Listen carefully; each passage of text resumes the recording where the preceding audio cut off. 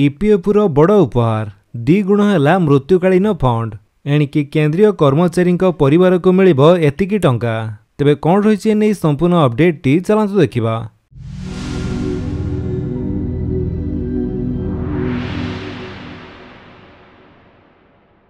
भारत में कार्यरत प्राय प्रत्येक कर्मचारी एक प्रोविडेंट फंड बा पीएफ अकाउंट थाए।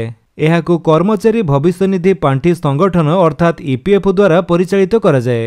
एबे ईपीएफ यार सदस्यों परिवार को एक बड़ आश्वस्ति देछि।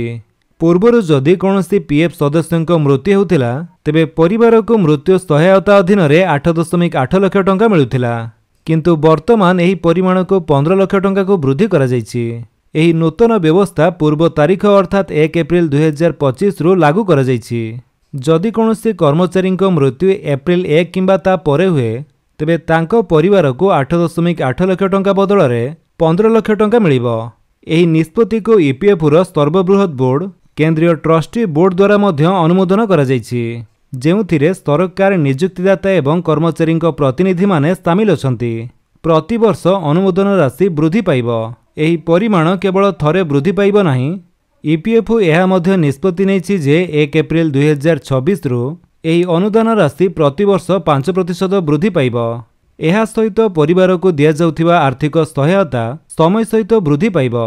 एही खबर विशेष करी सेही परिवार पई भलो जो माने निज परिवारर सदस्यों को हराइबा परे आर्थिक असुविधार सम्मुखीन होती। एहाको ध्यान रे रखी ईपीएफ परिवार पई सहायता को आहुरी मजबूत करने को निष्पत्ति नेछि। आउ एक गुरुत्वपूर्ण परिवर्तन हेउछि जे एबे जदि कौनसी पीएफ सदस्यों मृत्यु हुए एवं टंका तांको नाबालक पिलांको अकाउंट को जाए तेबे अभिभावकों प्रमाणपत्र आवश्यकता रहिबो नाही।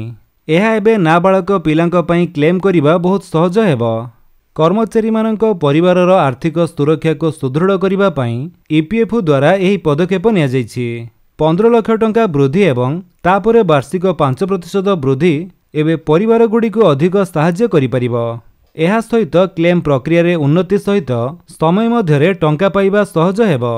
तो फ्रेंड्स ये थिला आपनको पई किछि अपडेट। जदि आपनको अपडेट भल लागिस तले आपण वीडियो को लाइक कर दियंतु, आपनको सांगनक भितर शेयर करी जणांतु। आउ जदि आपण हम चैनल रे नुवा चैनल को सब्सक्राइब करी बेल आइकन दबाई ऑल नोटिफिकेशन कर दियंतु ताकि जेतरा वीडियो अपलोड करिवे आपण देखि परिबे। Thank you for watching.